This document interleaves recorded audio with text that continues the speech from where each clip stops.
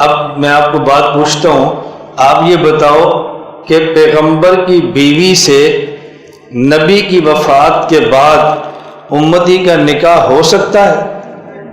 بولو، نہیں ہو سکتا۔ کیوں؟ بولو، کیوں نہیں ہو سکتا؟ آپ سب نے کہنا ہے اس لیے کہ امت کی ماں ہے، سب نے یہ کہنا ہے۔ یہ مسئلہ ٹھیک ہے کہ پیغمبر کی بیوی سے نبی کی وفات کے بعد امت کا نکاح نہیں ہوتا، لیکن یہ جو آپ دلیل دے رہے ہیں نا، اس لیے یہ نہیں ہوتا کہ امت کی ماں ہے، یہ آپ کی دلیل ٹھیک نہیں ہے، یہ دلیل ٹھیک نہیں ہے۔ دلیل کیوں ٹھیک نہیں ہے؟ میں نے آپ کو بات سمجھائی ہے، نبی کی بیوی امت کی ماں تب بنے گی جب خود نبی امت کے، بولو، امت کے باپ ہوں گے۔ تو اگر امتی کا نکاح اس لیے ٹھیک نہیں کہ ماں ہے، تو پھر امتی عورت کا نکاح حضور سے ٹھیک نہ ہوگی، وہ باپ ہے۔ تو جب امتی عورت کا نکاح نبی سے ہو جاتا ہے، پھر امتی مرد کا نکاح نبی کی بیوی سے کیوں نہیں ہوتا؟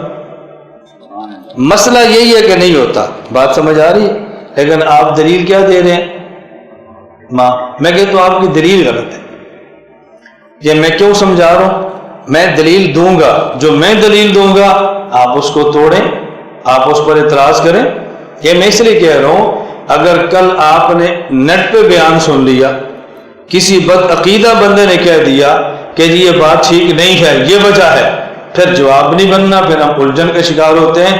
سوشل میڈیا جتنا نقصان دہ ہے اتنا مفید بھی ہے، اور جتنا مفید ہے اتنا نقصان دہ بھی ہے۔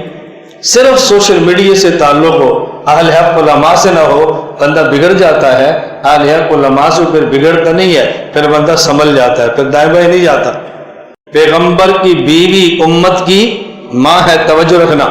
میں نے آپ سے کہا مسئلہ یہی ہے کہ نبی کی وفات کے بعد امتی کا نکاح پیغمبر کی بیوی سے نہیں ہوتا۔ اس کی دلیل یہ نہ دینا اس لیے کہ نبی کی بیوی امت کی ماں ہے۔ جب دلیل دیں گے تو لوگ اس پر اعتراض کر دیں گے کہ نبی امت کے باپ ہیں، جب ان کا امتی لڑکی سے نکاح ہوتا ہے تو نبی امت کی ماں ہے، ان کا امتی مرد سے نکاح کیوں نہیں ہوتا؟ دلیل وہ دینا جو میں دے رہا ہوں۔ قرآن کریم نے کہا وَلَا أَن تَنكِحُوا أَزْوَاجَهُ مِن بَعْدِهِ أَبَدًا، تم نے پیغمبر کی بیوی کے ساتھ پیغمبر کی وفات کے بعد نکاح نہیں کرنا۔ بس یہ دلیل ہے، قرآن کی مستقل آیت ہے۔ کہ بندہ آپ سے پوچھے نماز کیوں پڑھتے ہو، کوئی جی حکم ہے اقیم الصلاۃ، کیوں؟ ہم نہیں جانتے۔ زکوٰۃ کیوں دیتے ہو، قرآن کا حکم ہے آتوا الزکوٰۃ، حکم کیوں ہے؟ ہم نہیں جانتے، حکم ہے۔ روزہ کیوں رکھتے ہو، قرآن میں ہے کتب علیکم الصیام، روزہ فرض ہے، کیوں ہے؟ ہم نہیں جانتے۔ حج کیوں کرتے ہو، قرآن کریم میں ہے وَلِلَّهِ عَلَى النَّاسِ حِجُّ الْبَيْتِ مَنِ اسْتَطَاعَ إِلَيْهِ سَبِيلًا، وجہ ہم نہیں جانتے۔ پیغمبر کی بیوی سے امتی کا نکاح کیوں حرام ہے، قرآن کریم میں ہے وَلَا أَن تَنكِحُوا، یہ کیوں ہے ہم نہیں جانتے۔ جس طرح نماز فرض قرآن میں ہے، روزہ فرض قرآن میں ہے، حج فرض قرآن میں ہے، زکوٰۃ فرض قرآن میں ہے، زنا حرام قرآن میں ہے، شراب حرام قرآن میں ہے، خنزیر کا کھانا حرام قرآن میں ہے، سود حرام قرآن میں ہے، نبی کی بیوت سے امت کا نکاح حرام قرآن میں ہے۔ وجہ چھوڑو، وجہ کو آپ پورا جو نہیں کر سکتے، پھر آپ کیا کریں گے دلیل دے کر؟ ہر جگہ پر وجہ پر نہیں جاتے، ہاں یہ وجہ وہ پیش کرے کہ جو دلیل دے سکتا ہے۔ اب جو میں نے آپ کو دلیل دی ہے نا، اس کو سمجھ لیں۔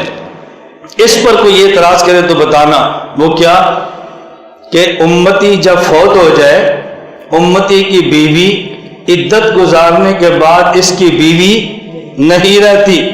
پیغمبر کی بیوی نبی وفات پا جائیں تو عدت کے باوجود بھی بیوی رہتی ہے۔ چونکہ امتی کی بیوی بیوہ بن جاتی ہے، نبی کی بیوی ہمیشہ نبی کی بیوی رہتی ہے۔ امتی کی بیوی وفات کے بعد امتی کے نکاح سے نکل جاتی ہے، نبی کی بیوی وفات کے باوجود نبی کے نکاح سے نہیں نکلتی۔ کسی کی بیوہ سے نکاح کر سکتے ہیں، کسی کی بیوی سے نکاح نہیں کر سکتے۔